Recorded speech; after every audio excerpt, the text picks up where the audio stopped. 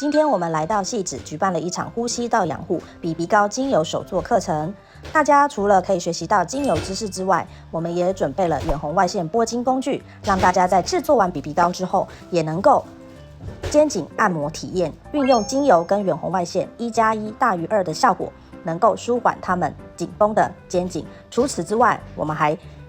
教学了如何使用比鼻膏来做